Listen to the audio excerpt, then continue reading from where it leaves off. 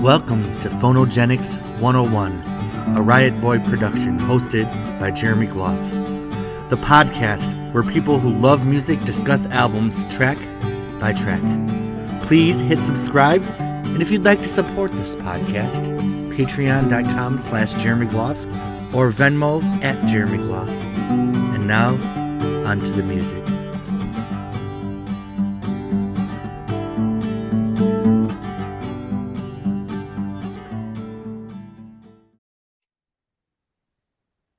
Hello, everybody. Welcome to Phonogenics 101. We are here with the Blondie family tonight. We are nearing the end of the series, only a few more episodes. We've went through all the classic albums.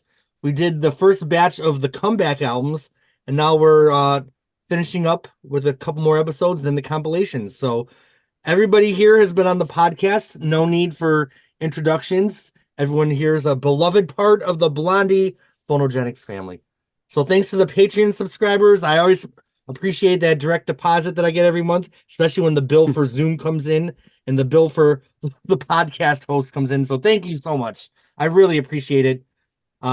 Every month, the subscribers go up, and I will say that there's another podcast that I know their stats of, and I'm a little competitive, and we're creeping up and surpassing that one. So whoever's listening out there, number one, thank you. And number two, Patreon/Jeremy Gloff, even $1 a month. If those 6,000 listeners all gave me $1 a month, I could quit my job and I would do a podcast every night. Okay. We are here to talk about Blondie. We're talking about their album Ghost of Download. I forgot that it was actually released as part of this package, Blondie Forever. And I just kind of never acknowledged that this even exists. I forgot that it's part of a package, but Jim did suggest that we could talk about that other component of this package when we do the compilations. So disc one was re-recordings of all the hits. A lot of times older bands do that so they can get the royalties and licensing when TV shows and things want to license the songs. So the Pointer Sisters did that with an album called Favorites. Blondie did it. I listened to it once. I don't care about it at all. So much that I don't even acknowledge it exists. But it's great. But we're here to talk about the second disc of original material, Ghosts of Download, that was released in this package. And then, just so it's known, there was also a third component, a DVD live at CBGB 1977.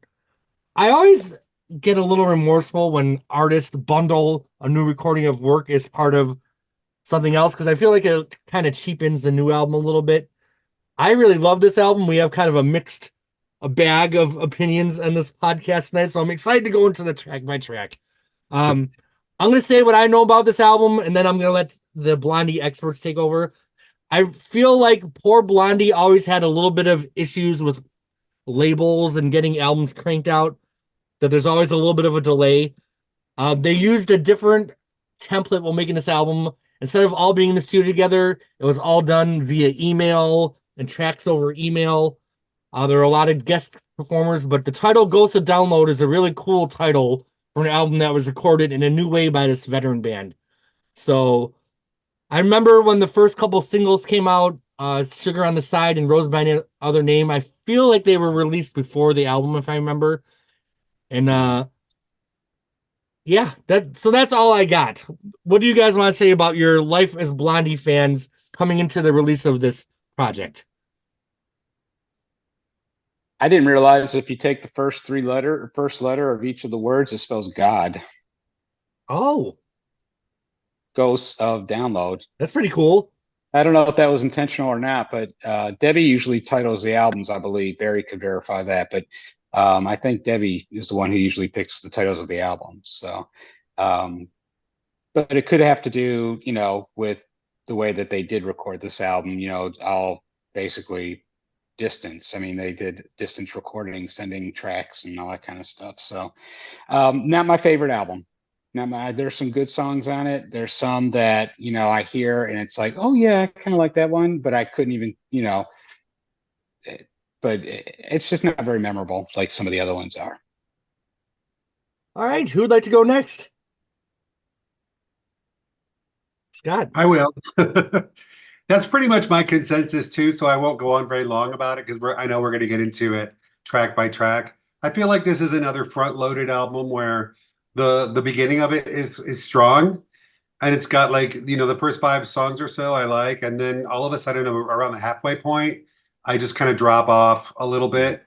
So, but that could partly be my own personal taste. I tend to like pop music better than I like dance music, and this is a really dance music album. So it could be that bias. But we'll get into it. That's my overview, though. Yeah, my take on it is basically I think one of the best songs on the album was a bonus track. Um, I am particularly more a fan of my resequenced version, of course, and Okay. edited version, which we'll get to. But I think that yeah, it's one of the extra tracks is like one of the best songs on there. It's like crazy. So we'll get The same thing happened with Panic of Girls. We were so mad about some of those yes, bonus tracks. exactly. Mhm. Let's just swap them out. Uh, Barry, do you want to add anything? Well, I will like to add that Chris Stein asked me to write the software that created the binary code that was on the album that led to the URL that was the little video from Debbie. So I wrote a little short piece of software and generated that string of ones and zeros on the album art. Oh, I love it. Well, unlike everyone else on this panel, this might be one of my favorite Blondie albums. I just remember cleaning my apartment and I put on the album and it's just a vibe from beginning to end. Like for me, the last few Blondie albums, there's always a few stinkers in there. And this album, there's songs that I don't love as much, but to me, I can just cruise through the whole thing. I do like electronic music. I felt like we'll go into the track by track, but I feel like Debbie put her stamp on everything. Like none of it feel like there's some other like I'm a big Bananarama fan, and their last album just felt so anonymous to me. Like anyone could have gone in the vocal booth and done vocals over those instrumental tracks. I at least felt like Debbie's lyrics, some of her melodies and vocals still very much had that stamp. So uh I guess I'm gonna be like I said before the podcast started, I feel like when we did Joni Mitchell's 1980s albums on the Joni Mitchell Phonogenics, because everyone was giving it like 2 out of 10. I'm like, I give it a 10 out of 10. So that's the beauty about music, though. There's no right or wrong. And if we remember right, everyone else loved The Hunter much more than I did. So it's time for me to get my revenge with Ghosted Download. All right. Does anybody else want to say anything about this cover? We all love the cover, of course. It was hidden in that package. And I'll just show the whole box one more time. That is a beautiful picture of Debbie, of course, on the front. All right, well, let's get into the track by track. The album opens with a song called Sugar on the Side. Now, when I read it was an electronic album, I was ready kind of for generic, faceless, boring techno. And Blondie does give us a lot more interesting takes on electronic. So what style of song would you guys say this is? A little reggaeton, kind of? Like... Mhm. Yeah, I would say Kind of that. Latin, Yeah, for I mean sure. Spanish, and the signature Chris Stein guitar is in there. Now, even though they use a lot of drum machines, Clem Burke did do fills on the album, right? So was some of it live drums? Does anybody know? I'm not sure. I mean, surely he did do some stuff on the album. Because some of it's very Um, distinctly Clem Burke sounding to me, mhm. on top of like the pre-programmed rhythms. I love Sugar on the Side. I think it's a catchy. I live down in Florida, so when I'm driving to Orlando, I put the window down. I'm singing along. I remember listening to this album driving to and from Orlando a few times. This came out in 2014, right? Yeah. Yeah, so I was hanging out with a lot of my friends over there and cruising down. This is a great album for the Florida highway. What do you guys think of this song?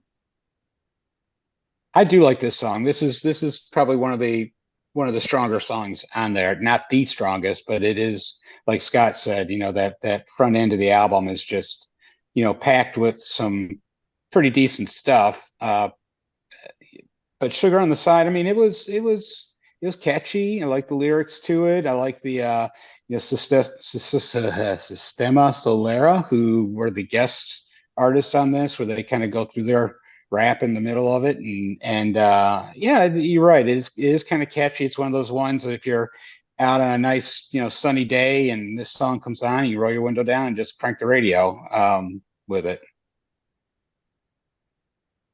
All right. I like that they gave Blondie kind of a shout out, kind of like an introduction to the album, the way they started it. And then I thought Debbie's vocals are very strong. Oh, hell yeah. On this track. I mean, you really do hear her voice. There are other songs that we're going to get to where, the different processes were used, but I thought her vocals on this track was particularly strong. I feel like that was one of the singles, right? Yep. I think that was one. And they almost always performed that live during that tour. Mm-hmm. Yes. See, I'd rather hear Sugar on the Side live than Heart of Glass any day, which might be a hot take, but I just love this song. I feel like this is so stupid to say on a podcast, but I feel like I bought a really complicated piece of furniture from IKEA and I assembled it while listening to this album over and over. And it just really got under my skin. Scott, do you have any thoughts on this one? Is this called salsa, this kind of music, or no? I think elements of maybe a little bit. I'm just curious. Yeah, I'm it's not my area of interest usually. It is memorable. I think it's kind of cute and catchy. I don't love it, but I think it's a solid track. And I remember there was a video for it, right? Debbie did a video with a white background. And yeah. It's one of the only songs on the album they did a video for, I think, if I remember correctly. I have a guest appearance here, you guys. Oh. Yes, guest appearance. Hi, it's Steph. Hi, Hey, Steph. Hi, guys. Hi, Jimmy. Hi. I just heard someone asking if the song was a salsa song, and I always thought of it more as a reggae song. That's what I think too, like reggaeton. Okay. Yeah, I was just curious how it would be classified. Yeah. I mean, everybody seems to usually like it live. I mean, personally, I'm not too into reggae, but I like hearing Blondie play everything. I love it. Stop by anytime, any track that you want to comment on. I love it. We're enjoying our time in New York City. Oh, wonderful. Yep. Find Chris so he can be in our podcast. No? Yeah, Listen, there you go. I give Sugar on the Side 3 thumbs up. That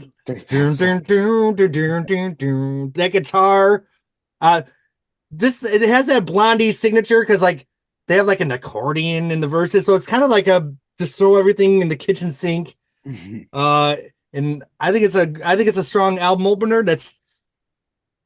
We had a couple albums in the 90s. I thought that Exit and Curse had interesting album openers, and I feel like Panic and Ghosts and the next album, really great album opening tracks. So what do you guys give this one? I give it 2 thumbs up. Thumbs up and the thumbs to the side. So me too. Yeah, I'm kind of that way too. A little thumb on this side, I'll be fine. I'll be fine. Pretty much. Never mind. It's 2 thumbs up now. All right. Miss Guy has entered the studio. Miss Guy is from the band The Toilet Boys, correct? Miss Guy is recently featured on a Marianne Faithfull covers compilation that I just got on vinyl. I'm a big Marianne Faithfull fan. They released the vinyl limited edition to help raise money for Marianne's medical bills. She's had a lot of problems since COVID. But back to the Blondie album. The next song is called Rave. It starts with a really heavy distorted guitar. It goes into a banging beat. This song, to me, killer chorus, great lyrics, fun, a little noisy. I love this song. I fucking love it. That's all I got to say. Who wants to go next? I'll join you with that opinion. I like it. It was great live too. A lot of Blondie fans really loved that track. Yes. I'm surprised that, and correct me if I'm wrong, but I'm surprised that wasn't released as a single. That I think could have been a really strong single. Oh my Yeah. God. All the Ravenites stutter to the gutter, slipping Mm. in a limousine. Oh my God, so freaking good. So good I just drooled when I was talking about it. Yeah, yeah. I don't know. For me, when I listen to it, I feel like I should like it better than I like it. Like I don't know what the element is not there for me, or there, it's like I feel like I should be liking this way more than I'm liking it right now. So I can't capture what essence causes that me to feel that way. You need to go buy a piece of furniture to assemble from IKEA. And then Scott, what do you think of this one? I think I like it. I think it sounds much more like a Blondie song in the Mhm. in the time tradition of Blondie, you know. It reaches back a little further stylistically, and it touches, for me, it almost sounds like it could have been on Auto American. Like I kind of connect it to Do the Dark a little bit. Oh, okay. All right. It's got that sort of disco, that nighttime prowly, disco-y thing to it that both songs have. So I like it. I'm obviously like a more traditionalist when it comes to Blondie. So I always am gonna like the tracks that remind me of older Blondie more than I'm gonna like new evolutions for them. And again, that's my bias. So this is one of my I would say favorite tracks on the record, and it's got "Road to Ruin" in the title and in the lyrics, I believe, doesn't it? Yep. Yes. On the road to ruin, one more time or whatever. Yeah. So I feel like that's kind of cute. Might be a sort of conscious nod to the Ramones there, and it's fun to have Miss Guy involved, and yeah, that's it. I like it. I think it's fun. It kind of reminds me of from the last album, how it kind of starts off with a mid-tempo, then it goes into a banger for track 2. And I Mhm. think it really worked on the last album, and I think it works again on this one. Yeah. Rave, 2 thumbs up, 2 legs in the air for me. I'll give it 2. I Yeah. concur. I feel like it's going to get a little harder for me the further along we go, but it's I work for a nonprofit that gives a voice to the voiceless, so I'm about to give some love to the songs that might not get a lot of love. Okay. Beth Ditto has entered the studio from The Gossip. I Yes. recently watched her video for I Wrote the Book, where she is paying tribute to Madonna's Just Find My Love. I did not need that in my life. However, I was never a fan of The Gossip, but I do love her cameo on this album. I think Rose by Any Other Name, I think their vocals sound great together. At the time of this album, Beth was pretty cool at the time. So it was cool to have these cool people on a Blondie album. What'd you guys think of Rose by Any Other Name? Love it. This is my favorite. This is my favorite, probably.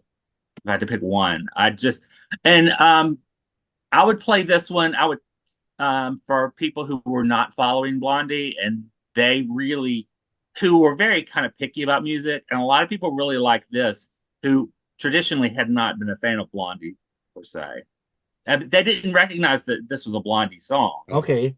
Either.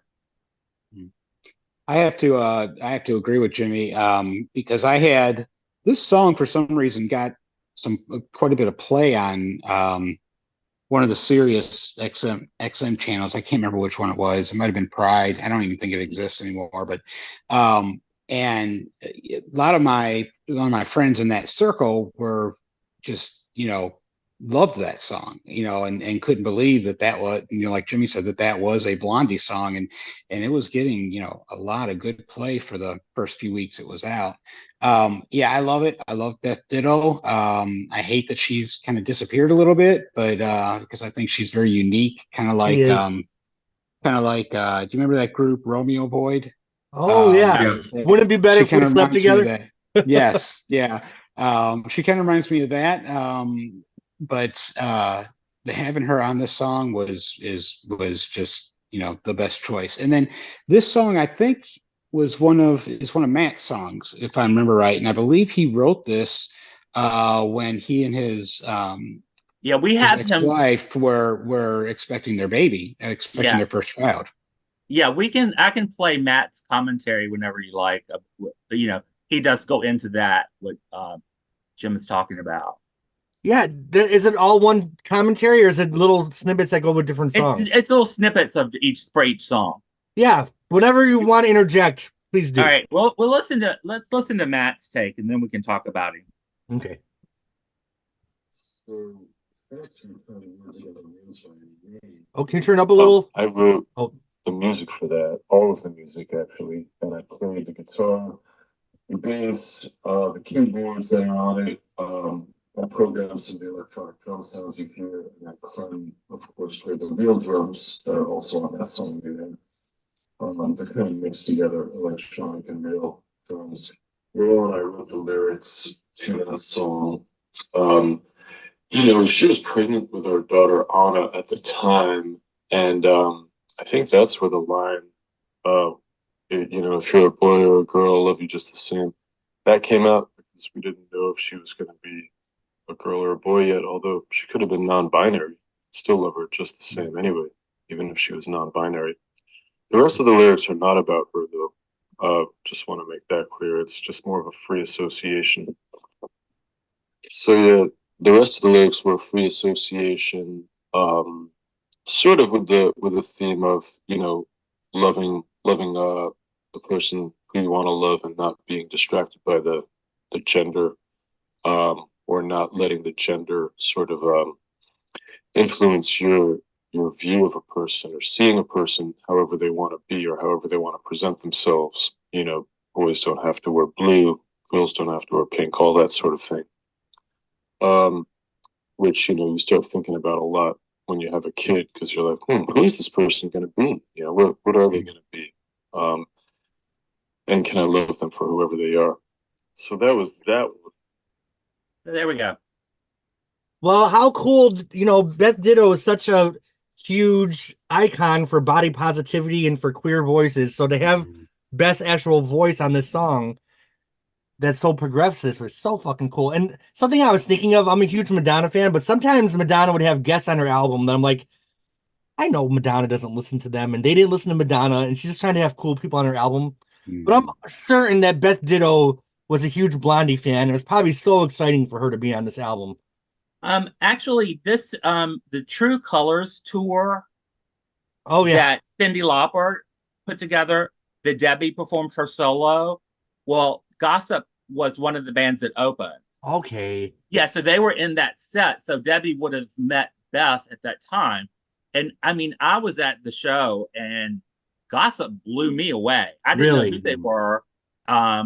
So when I saw them live, I was blown away. I mean, I had to go seek them out and meet them, after their set. It was just so amazing. So I do have to wonder if that didn't foster that connection that ultimately resulted in this collaboration. I think the only thing that is missing is I wish it had been remixed for the clubs. I think that this one would have been an easy slam dunk for club music. So I think that was a missed opportunity, and they both have such interesting voices and they mix so well. I mean, it's just this is totally a fire collaboration. So freaking good. And like I said on the last podcast, I love these last few Blondie albums as much as the classic ones. So in my mind, Rose by Any Name is just as iconic as something from one of the first albums because I listen to it just as much. Like I love this song. And I wish people knew this song as much as they knew Tide is High. I think it's as good. absolutely.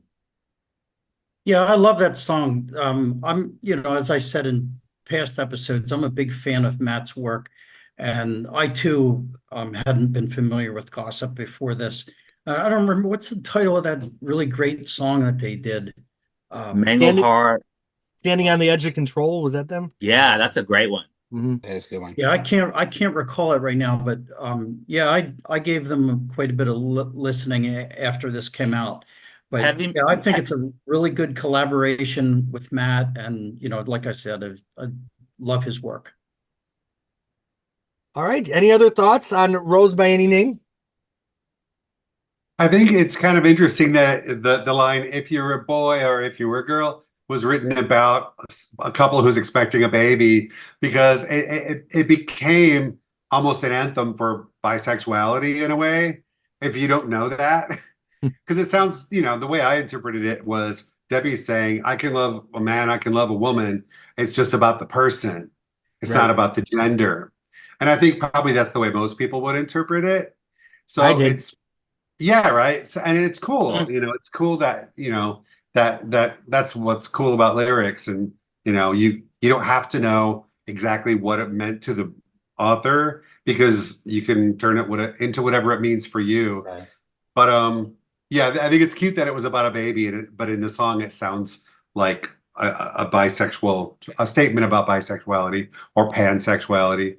That's cute. I like it. It's a good tune.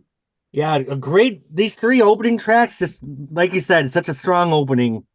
2 thumbs up for me. And 2 thumbs. I'm a big Tina Marie fan. She had a song with the same title on her LaDanya album, I believe. So Ooh. there we go. Someday I'm doing a Tina Marie series, if anyone's out there that's a fan. All right. Track 4, Winter. This song's more of a, like, kind of reminds me of like an 80s rock song a little bit, like with some of those keyboards. Kind of remind me like maybe shades of like a little Missing Persons, some of the stuff they had. What do you guys think of this song? Drama.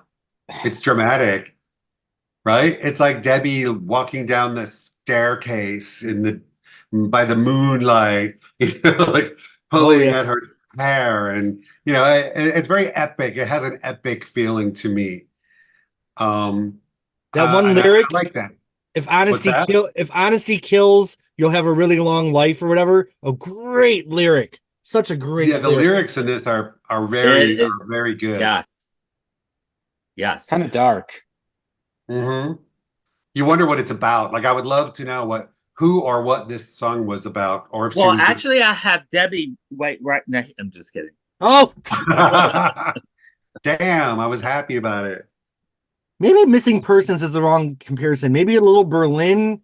Some of their rock. Yeah. I don't know. Yeah. It's just that dark. It's darker than Blondie gets sometimes, but still the energy is still there, and the hook is still there. A great chorus. Yeah. I love this song. I love it. Yeah, I mean, there's a lot of production going on in this song. Right. I mean, I think that when you listen to it, like the way it starts, the progression of it, it's like, okay, we are really got a lot of production in this song, which, I like it as it is, but I think that it could have been maybe done with a little sparser and been just, as good a song, just in a different way. Because I think the lyrics are genius and strong. The song structure is really good, and just really like it. I think it's one of the strongest album tracks on here. Yeah. Does it remind any of you of a Jimmy Destry song? Like, it almost sounds like a song that Jimmy Destry could have written or co-written to me. Oh, I didn't agree think about that. completely with that. Yeah. Because he likes that cinematic thing, Mm-hmm. Yeah, so Winter is my absolute favorite song on the entire album.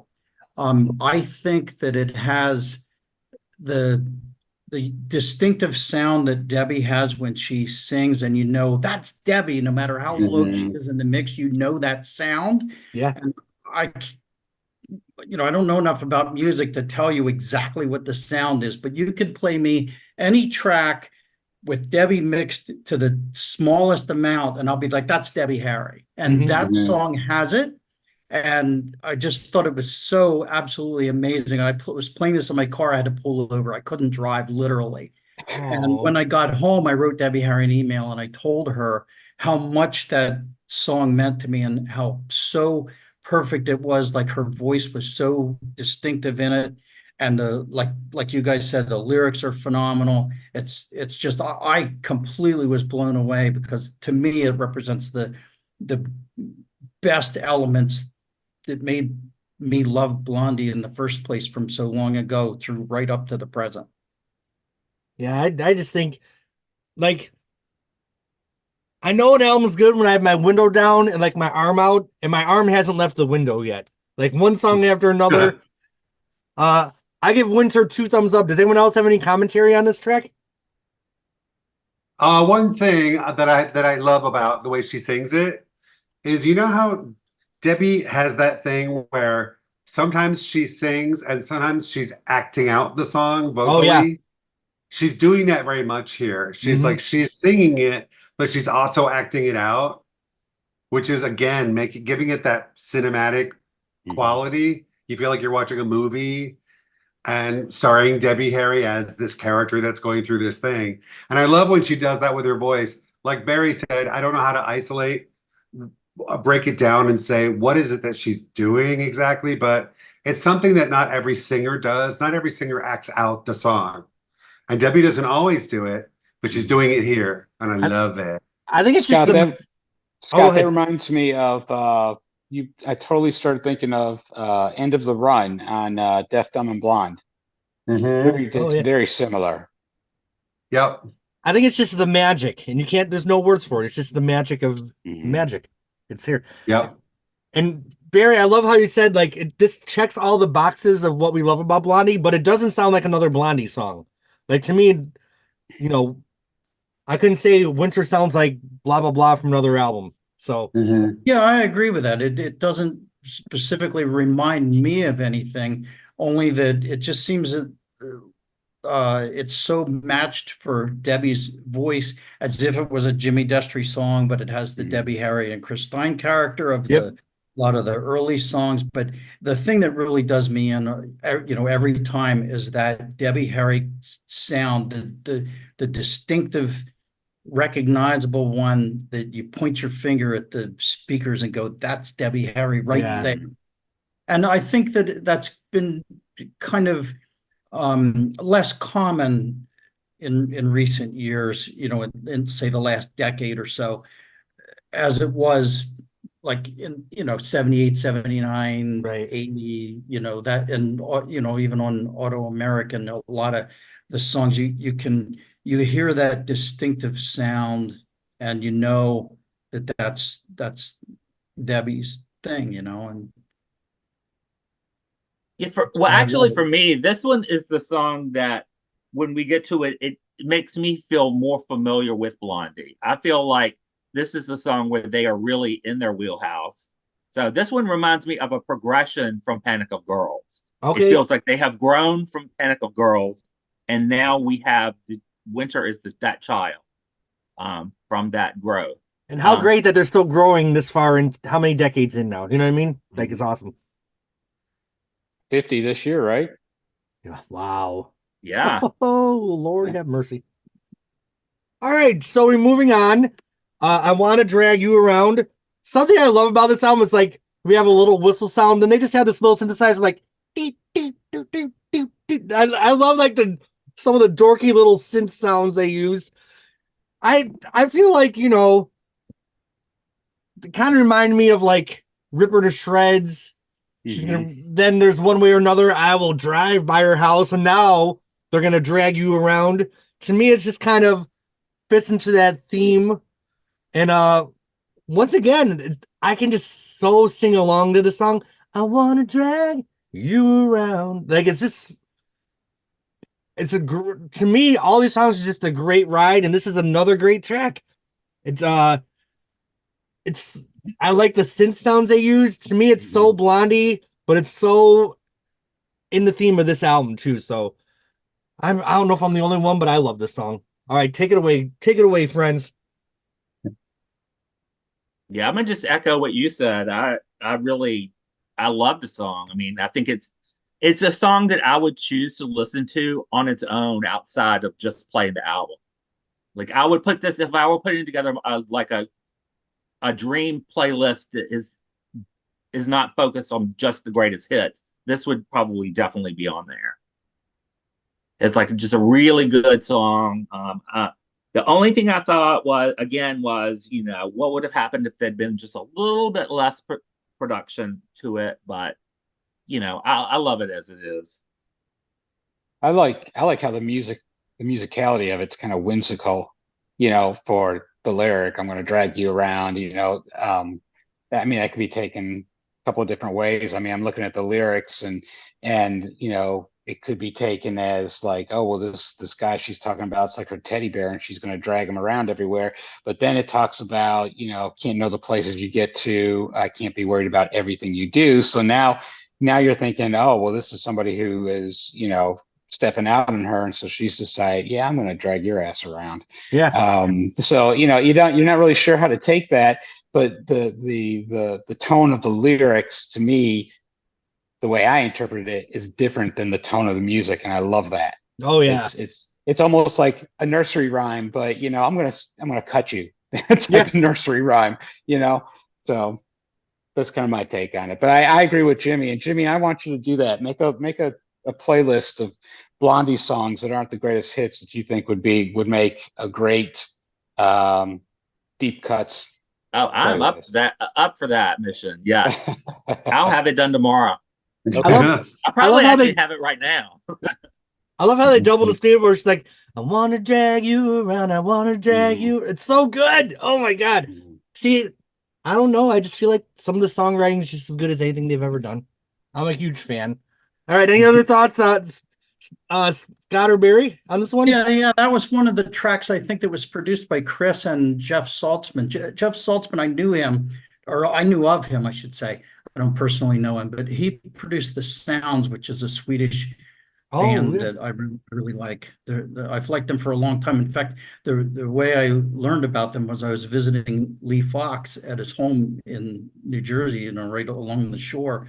And he asked if I wanted to listen to something, and I'm like, yeah, sure. I'm like, he wanted me to pick, and I'm like, no, I want you to pick. So he picked one of the first Sounds album. He heard it on late night TV and liked it enough. He went out and bought the album, and he played it for me. I loved it. I made him play it again. But it's interesting about this song. I don't recognize the name of the person who wrote it. I don't think I've ever heard of that person. Matthew Barris? Yeah, I don't know who that is. Me neither. Well, Matthew, if you're listening, we love your damn song. You can drag me around for writing such a great song. Any other thoughts on this one? All right, 2 thumbs up. So far, I've given 2 thumbs up to the whole album. Okay, so next. And then this happened. So, I'm putting together my furniture from IKEA. And then I hear, relax, don't do it. I'm like, oh, Debbie's voice? Is that Debbie singing? And then, of course, it's not. Because then Debbie comes in, when you wanna cry. Haven't we skipped one? Oh, did I? Yeah, I screwed up. Oh, I screwed up. How on brand? I screwed up. I made a mistake. I don't know. I would have a lot to say about this one. I like it. What do you guys think of this one? I do like the line where she talks about, I got so wasted I was blowing kisses at your mother.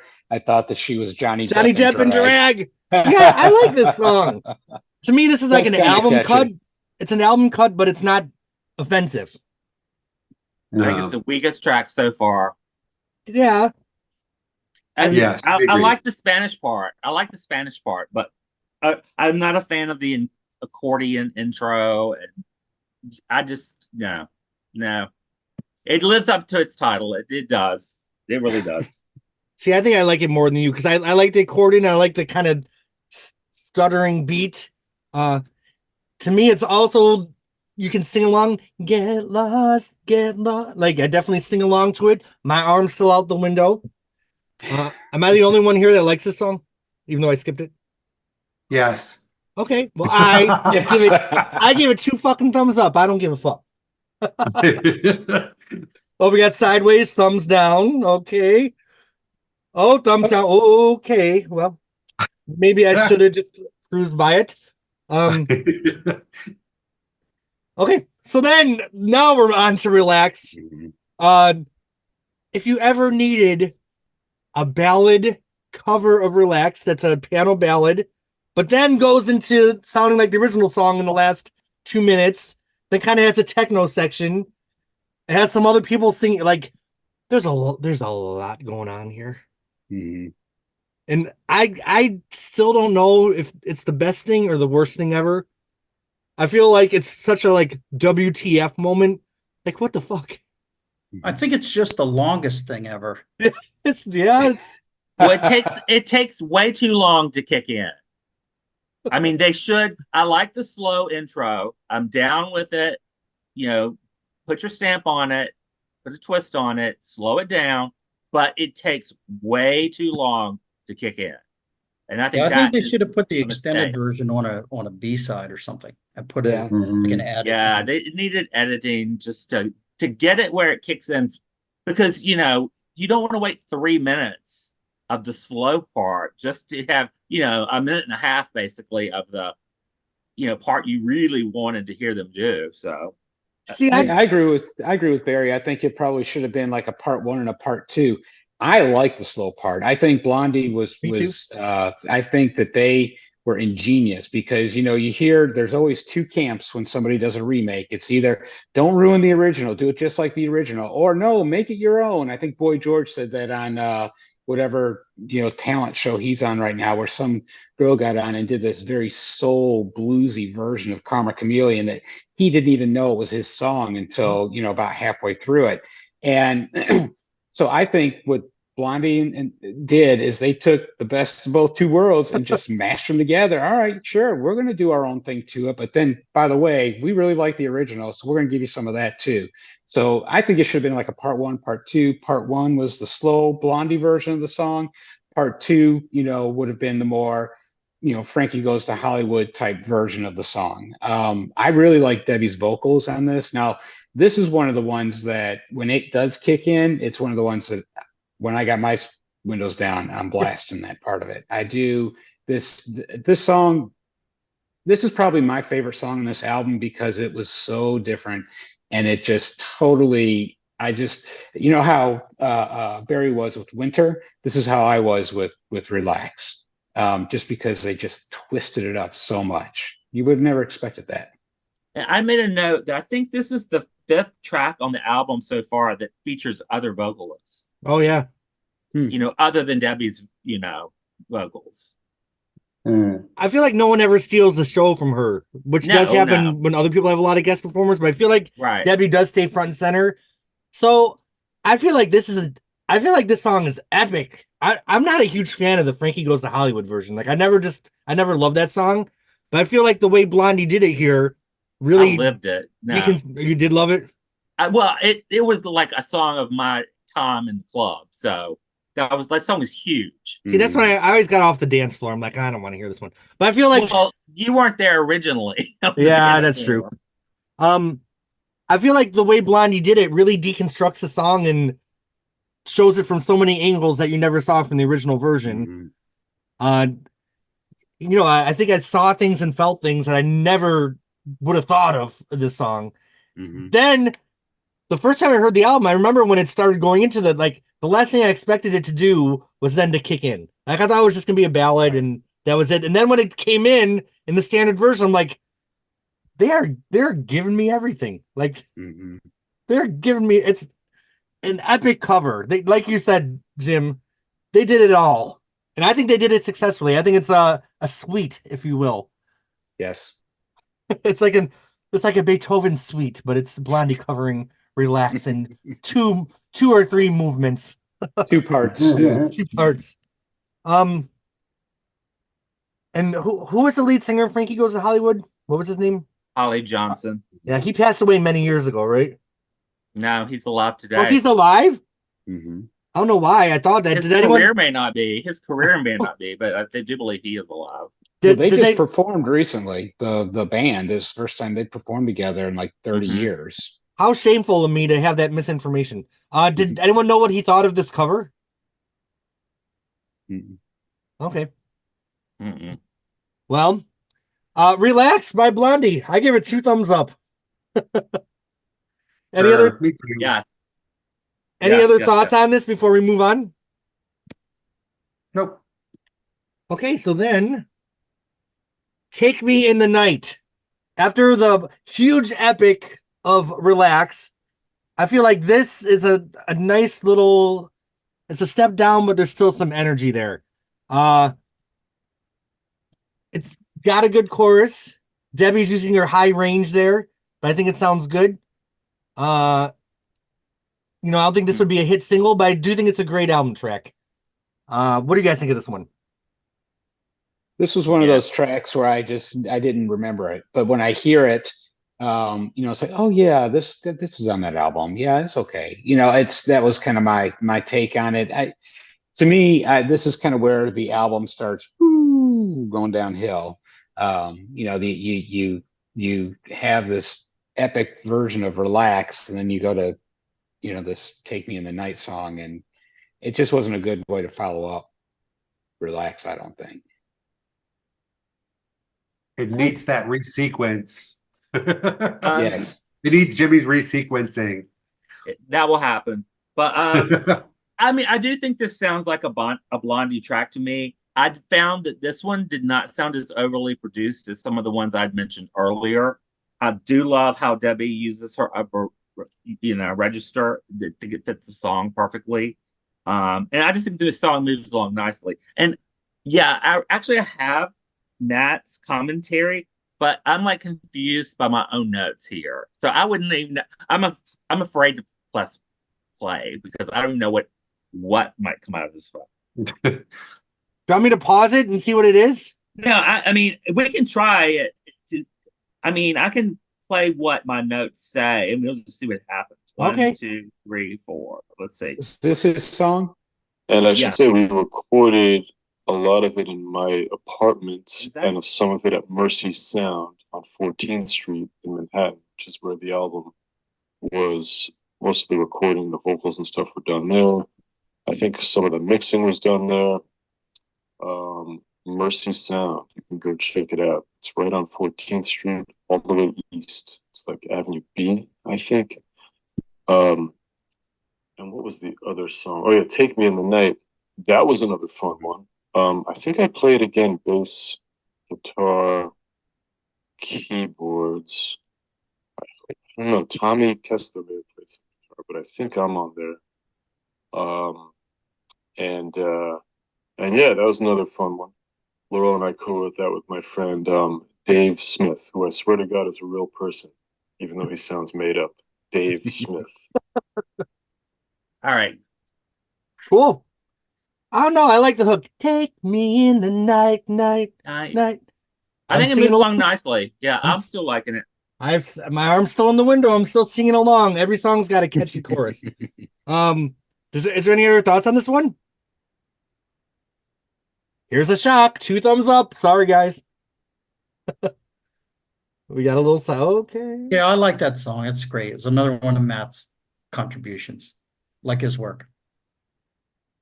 All right, next. We got someone that's playing Nintendo.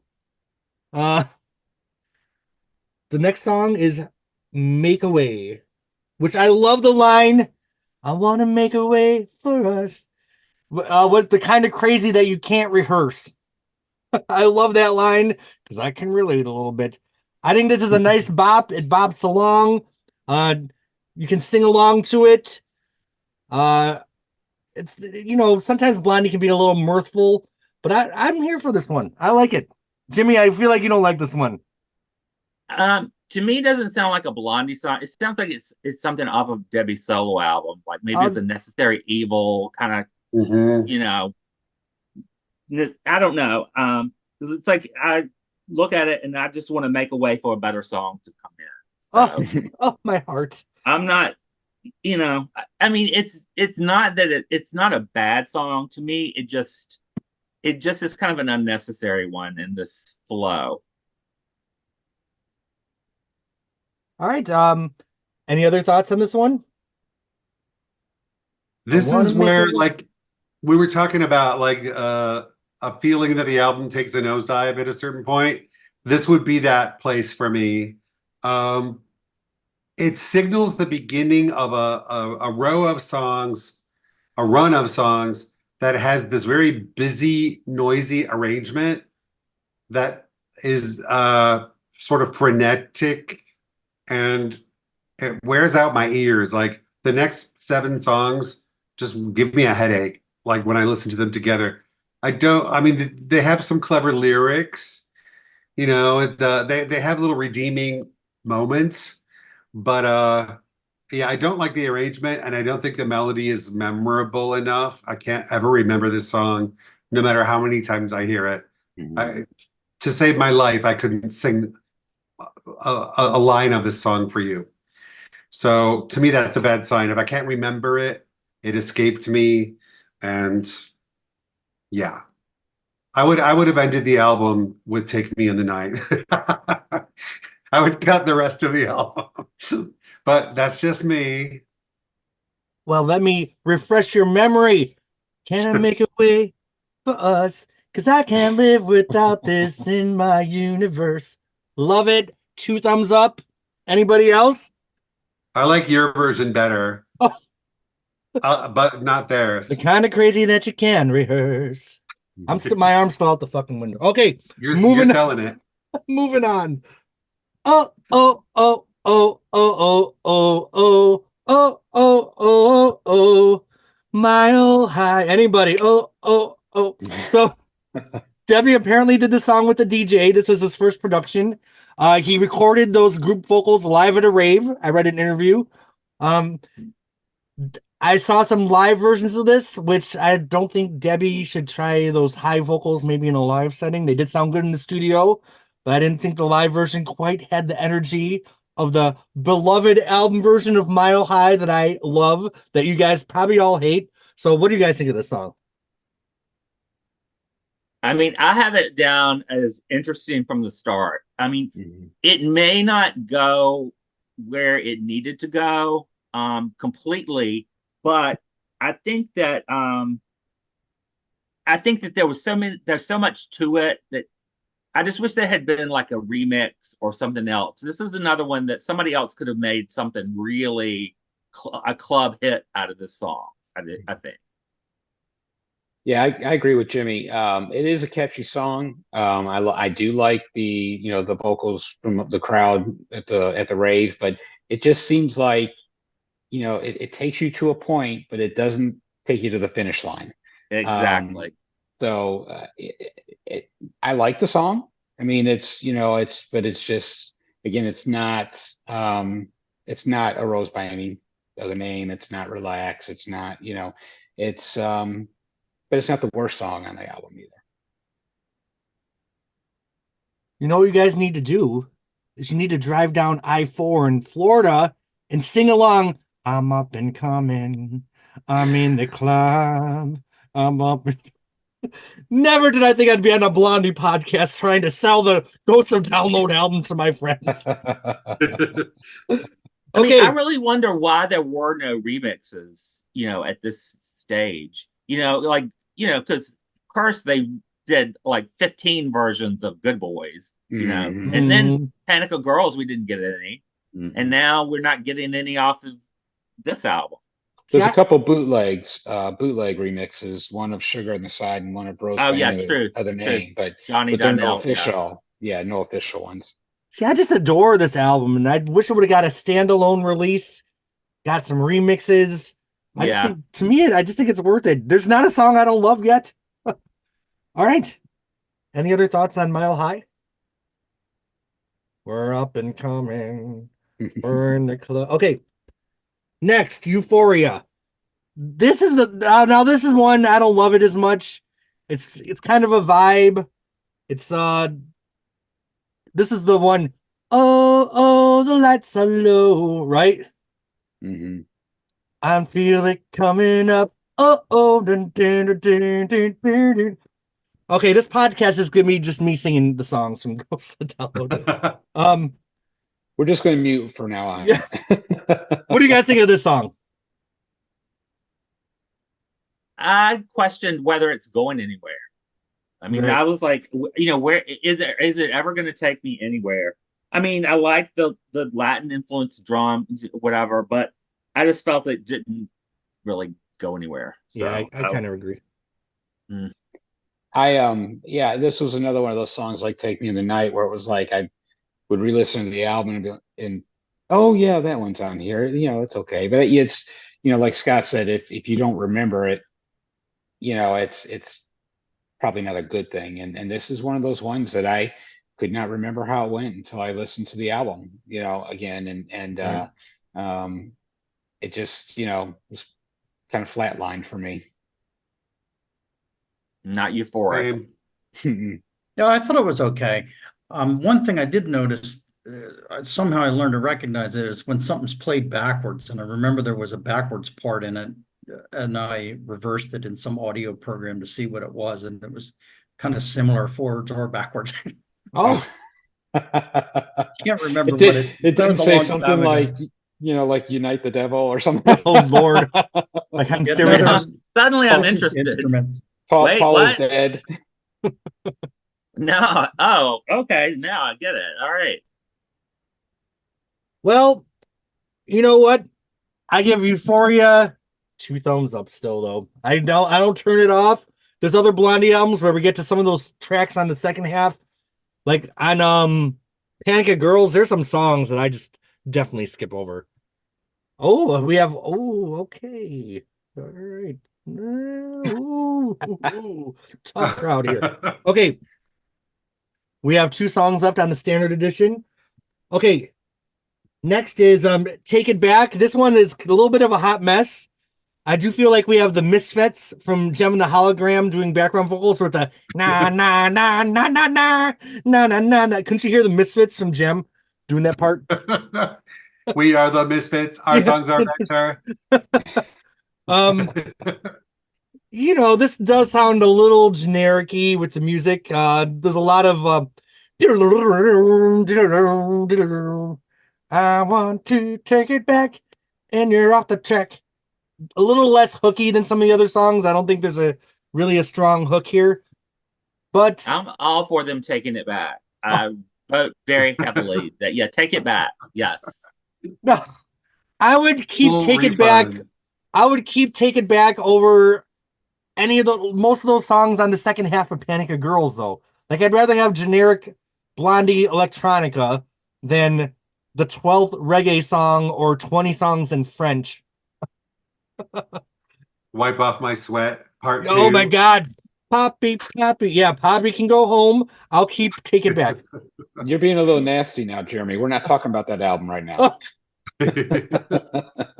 I'm Okay. still ready to strangle him for his comment about Heart of Glass earlier. Oh, What'd I say? There was a song you said you would take over Heart of Glass anytime. Oh, live? Trigger on Yeah. the side. That's it. Yeah. I mean, live. In a live concert. Historically, we can never get rid of Heart of Glass because it's part of the fabric of our lives. Woo! This is quite the podcast. All right, so we're Take It Back. I still give it 2 thumbs up. Woo! Whoa! No. All right, so we are on the last song of the standard edition. In the back room, we be dancing all night. We be living in a vacuum. I love it. I wish it didn't remind me that she's saying bathroom. Oh, It's like when I listen to it, it's like it sounds like she's saying we're in the bathroom. they probably were in a club, though. If they're in a club, we all CVTVs. yeah. That would be more interesting. Hey, right. It's true. At I least thought it was we'd be like, weak why? ending track. I mean, there's some stories about the bathroom of CBGBs. You're right, Jimmy. They should have titled that one "In the Bathroom" instead of "In the Back Room." But maybe that's what they meant. I kind of like this song. It is catchy. It's better than the previous 3 or 4. Is it my go-to? No, but had this one been pushed up a little bit, closer to the front end, it would have fit better, I think, because I think it's a little bit stronger of a song than some of the previous ones. I love those weird background vocals at the end. The doo doo doo doo. I can't sing that high, but I don't know. I think this is a kind of a weird album closer because it doesn't really feel like it's ending, which I guess it's not if you count the bonus tracks. But definitely, this album's it's a vibe, man, from beginning to end. It's just an interesting ride. Like you just kind of coast along. None of it hurts my soul. Like things did occasionally in the past. But any other thoughts on Bathroom, aka Backroom? One thing to I just thought notice, it was boring. I thought it one was thing, boring. one thing to note, Just- Chris's wife has a writing credit on it. Oh, really? Yeah, Barbara Sicarans is Chris's wife. Okay. Oh, Well, for She- me to think that it's boring, I think there's nothing like isn't being boring worse than like being bad almost. Yes. You know what I mean? It's like for me, this one is kind of just like boring. I'd rather Which have a maybe the worst spectacular thing you can failure. say. Yeah. I don't know. I feel like this is the night at the club. Like you get there, that's the beginning of the album. You get on the dance floor, you get all sweaty, and now they're lounging on the couches in the back. Like they're just, it's the end of the night, things are winding down. And I feel like this album's kind of like that 4 a.m., kind of the room smoky. It's the end of the party. You It's may the or end of the not, party. well, yeah. You may or may not be making out with somebody. You know, we're in the back room, baby. I give it 2 thumbs up. I give it a swan dive. Love it. How long you been hanging on to that one, Scott? Well, it's just been in front of me all these episodes. I'm like, when am I going to use this? You saved it for back room of all. Okay. Oh, that's great. Well, first of all, I love you guys. And thanks for I love there's no right or wrong with music. Are we all still friends though? That's all I want to You know. better watch. You might produce a turkey the next time. Oh, I know. So I never was grabbed too much by the bonus tracks of this album, but I did listen to them recently. There's 3 of them, right? Yes. One of them's Put Some Color in You. Is that the name of it? Mm-hmm. So let's talk about that one. What do you guys think of this one? And we do have Matt's commentary because it's one of his songs. Okay, do you want to play it? Yeah, I love We- Color. That's a great song. It was one of Matt's. Yeah. Yeah, When do we want to hear Matt? When I re-listened to it, I did like it a lot. So And then, of course, there is Put Some Color on You, which was written by myself, Tommy Kessler, Laurel, and a woman named Missy Truly. And I think Debbie is on there too. I think Debbie did change a couple of the lyrics as well. And I think she's also on Rose and Take Me in the Night because she would change several of the words around and sort of put her own Debbie stamp on it, which is what I love because obviously if Debbie's going to sing it, she has to feel it and she has to put her own unique Debbie spin on it. And so, yeah, we did that one. Again, I recorded most of it in my apartment, my studio in my apartment, not studio apartment, my studio in my apartment. And then we did additional recording at Mercy Sound, as well as mixing right there at Mercy. cool. Here we go. Yeah, this is a good song.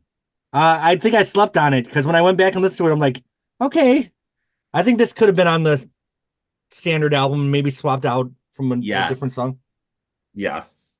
I think it's much better than some of the albums that were on the track. And I feel like this is one that was not overly produced, it just, and it has a kind of a funky vibe to it, Mm-hmm. in a way. Well, It's maybe a I'll little give different. it another listen. But it really didn't do anything for me, but I'll give it another listen. Yeah, when I gave like the first few times I tried it out, but the last time it started to catch me a little bit more. So this one might be a grower. Any other thoughts on this one? Yeah, in that interview that you just played with Matt, he mentions Lissy Truly. She was the singer for one of the opening bands for Blondie on one of the tours. Would have been a few years, I think, before that album came out. I wish I could remember their name, but that's who that is he's talking about there. All right. What's the next bonus track? Can't Stop Wanting. Okay, and how do you feel about that one? Actually, I did stop wanting. Yeah, it wasn't that great, right? Mm-hmm. It was just another one of these frantic pace songs that, it just, I don't know. All right. I And agree. There's not a Yeah. lot to say about it. I mean, it's there. Hmm. when I listen to it, I'm like, okay, definitely a bonus track. Definitely a bonus track. Right. And what's our final one? Prism. What do we think of that one? I like it. I think it should have been the album closer. Oh, I would take it over Bathroom. Don't make fun of my song. I love that song. I know. Oh, my soul hurts. Prism's another one that I, listened to the album and it was like, oh yeah, that one's on there. But that's one I'll probably go back and listen to it again because I kind of like the name of that song. There's it's a very intriguing name, so I am definitely going to go back and maybe it'll grow on me as well. It's not a, So, I mean, it's not by no means is a standout like banger track, but Mhm. I think it's interesting enough to where it would have warranted a place on the album, instead lieu of some of the other ones. It reminds me a little bit of a Beatle, like a later Beatles, maybe Abbey Road, like one of their sort of mid-tempo Mhm. songs from that era. That Yeah. came to my mind when I was listening to it earlier today, Yeah, I can hear that. Yeah. and I liked that about it. all That right. was my only note. Beatlesy. Well, it seems like we survived Ghost of Download. Mark, we're sorry you couldn't be with us. I could have really used a friend on this podcast. I could have used a friend. But and you could have done those fireworks in the background, like Yes, you did fireworks. last one. Yeah, that was pretty Exactly. We're cool. missing them. I could have got my And fireworks. actually- all those songs that you guys hated, I could have gotten a fireworks on them. Actually, I have here a note that apparently Matt says something about the album in general, if you want to hear that. Yeah, let's finish off the podcast with that. Then we'll do our Okay. rating. Yes, And Matt, it's by a the way, masterpiece. feel free to use these voice notes if you can figure out a way to broadcast them to your rapturous audience, your audience, which will be in ecstasy once they see you. Hopefully, they will enjoy hearing these little anecdotes about those lovely songs that came together on the God album, aka Ghosts of Download. A very See? silly album. Also, I should say, produced by Jeff Salzman, who produced The Killers' Hot Fuss. You may have heard that album. Songs like Mr. Brightside and Somebody Told Me. Just a little album from the early 2000s. So Jeff Salzman was the producer. And Hernan Santiago was he mixed a lot of it. Those two work well together. So there we go. All right. Well, let's do our ratings. I do have two things. I have something to ask you guys and something to tell Jimmy after we pause the recording. But okay. Ghosts of Download. Scale of 1 to 10. Jim, you're in my upper left. Scale of I 1 need to to 10. I need to stop being in your upper left. It seems like I go first every single time. Okay, next time remind me for Pollinator to move you, and I will. Okay, well now Pollinator, no, never mind. 7. Okay. Jimmy, we're gonna save you for last because you're gonna give us your resequence. Oh, true. Barry, how do you feel about how do you feel about God? November. Hold on. Yeah, I liked the album. I thought it was great. And I mean, it's not their best album, but I enjoyed it. There's a couple of tracks I would skip, but good. Can't put a number on it. I don't know. Depends on my mood. Depends on the mood. All right, Scott, any thoughts on Ghosts of Download? I'm going to give it a big, bright, shiny 4. Oh, Because I never play it and I never will. Sorry, I know. I feel bad. I know you love it. No, I don't. You should not feel bad. Do not feel bad. I love that you're here giving your opinion. When people watch this, there's gonna be some people that love it and some people that don't, and there's something here. There's someone here for everyone. Now I'm the only one here for the ones that love it, but you know, You're representing. represent. Okay, Jimmy, give us your rating and your resequence. Okay. As is, I would give the album a 7. Okay. However, What'd you give the It's Hunter, by the way? I'm curious. yeah. I mean, and it's a okay 7. Yeah, Okay. but were it to be reconfigured with this way, and I looked at this one as a vinyl, as if it were a vinyl, so it would have a front, side A, side B. Okay. The side one starts off with Sugar on the side. Ironically, I have here Euphoria. I mean, what was tough is trying to make enough tracks to make an album. So I cheated and didn't make it 13 because I could barely get 12 out of it. But here's where we went. Sugar on the side, Euphoria, A Rose by Any Name, because I love that Chris wants the third song to be the hit yep. one. Yep. Going with Chris. that. I want to please Chris. Winter, which is one of my favorites, obviously Barry's favorite. Yep. I Want to Drag You Around and Rave. And to me, that's in this order, it makes kind of sense. Side 2 would start off with Relax, then we'd go to Mile High, Take Me in the Night, Put Some Color on You, and then I screwed up because had to pick something, and then Prism. And then when I listen to that in that order, I probably would give it an 8 because it just flows better. I think Euphoria is there because of the Latin sound of Euphoria sounded better placed after Sugar on the Side. I think that's what made that difference, is they just sounded like their neighbors. Do you know off the top of your head what songs you left off? I know my beloved Backroom is not there. Bathroom is off. Make Away is off. Oh God. Take It Back is off. Oh. Yeah. Can't Stop Wanting. Can't Stop Wanting is off. Yeah. I mean, literally, it was tough. It's like the album is 13 tracks, and what I tried to do was imagine it as 13, and I was squeaked out 12. So, but of those, it's pretty good, I think. Well, I am here to give my rating. I feel like Blondie's very later in their career. They're still trying new methods of recording and creating. They did a very daring cover of Relax, which was very creative. There's not one song I dislike. It's a vibe from beginning to end. One of my favorite Blondie albums. One of the only ones that I do love without one track to skip. I give it a 10 out of 10. I think it's a masterpiece. Oh, wow. 10 out of motherfucking 10. Goes to download.